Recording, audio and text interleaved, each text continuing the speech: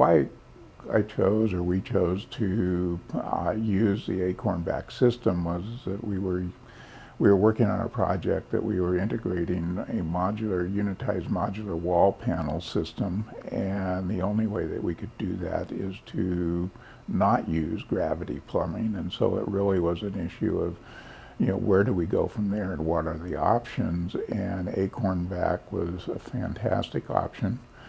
And they got behind what we were doing and really worked with us to make it work. And it was really it was one of the, I think, first times that we'd really integrated vacuum plumbing into a unitized modular wall panel, and AcornVac was very pivotal in making that a success.